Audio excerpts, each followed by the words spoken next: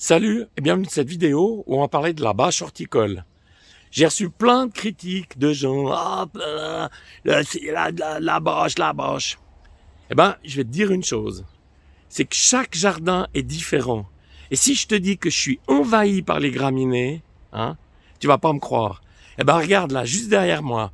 Je viens de mesurer, ça fait 1,30 m. J'ai fait une vidéo fin de l'année passée sur comment planter l'ail et l'oignon. Eh ben, le résultat, c'est ici, j'ai plein de graminées à passer à 1,30 m.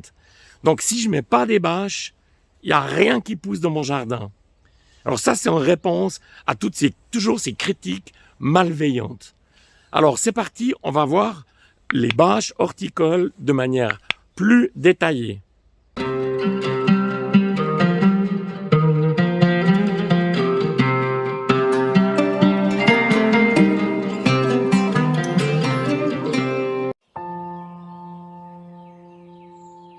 Alors voilà, donc fin de l'année passée, j'ai donc mis ici l'ail et l'oignon. J'ai donc paillé, on voit encore les restes du paillage. J'ai mis 15 cm de paille. Donc j'ai fait une vidéo, je la remets en fin de vidéo, tu la trouveras. Et regarde, l'ail et l'oignon est complètement noyé. J'avais déjà fait une vidéo sur les carottes, une parcelle que j'avais plantée un peu plus loin, qui avait complètement été envahie. Et puis j'ai le même problème avec des pommes de terre. Donc chaque jardin est particulier. Le mien, il est beaucoup trop azoté. Pourquoi? Parce que mon prédécesseur, il a amené des tonnes et des tonnes d'aliments qui venaient des cantines. Et ça a créé un déséquilibre. Et aujourd'hui, ben voilà, j'ai ça. Regarde, c'est juste incroyable. Hormis le côté esthétique qui disparaît au bout de quelques semaines, la bâche horticole n'offre que des avantages. On a vu le premier. Alors j'avais essayé les pommes de terre il y a 2 ans, donc j'ai été complètement envahi par les graminées. Et là, sur la bâche, on voit que ça marche super bien. Donc je réussis à les contenir grâce à ces bâches horticoles. Ces bâches, il y a plein de gens qui les utilisent. Il y a Antoine, je remets le lien en haut. Il y a également la ferme de Cagnols. Et vraiment, ça n'offre que des avantages. En tout cas, dans mon cas.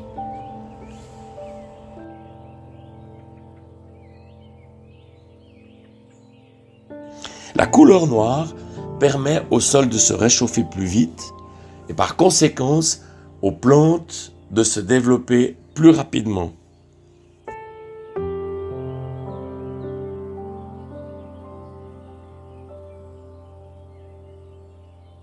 La bâche horticole permet d'éviter l'évaporation de l'eau lors de l'arrosage.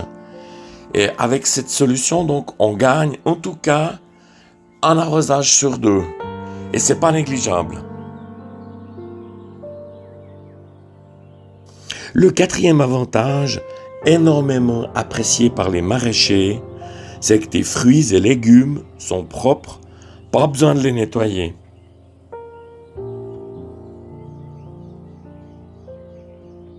Enfin, le cinquième et dernier avantage, c'est la protection des planches de culture. La semaine passée, donc, j'ai fait une vidéo sur comment lutter contre les gastéropodes. Et là, en utilisant du phosphate de fer, donc fer à molle, j'ai reçu énormément de questions qui est « Oui, mais si je mets du fer à molle à la première pluie, c'est parti ». Eh bien, pas avec la bâche horticole professionnelle, puisque je vais disposer quelques grains de fer à molle, donc avant de mettre la bâche, et c'est la bâche qui va protéger les grains contre la pluie. Ça, c'est un avantage génial.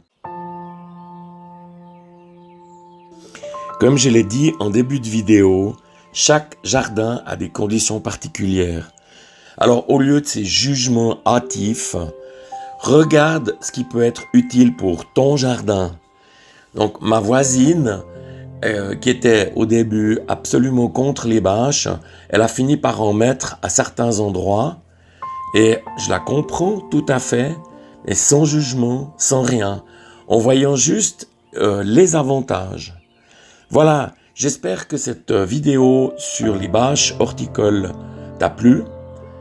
Merci de ta visite, un petit pouce fait toujours plaisir, je me réjouis de te retrouver, à bientôt.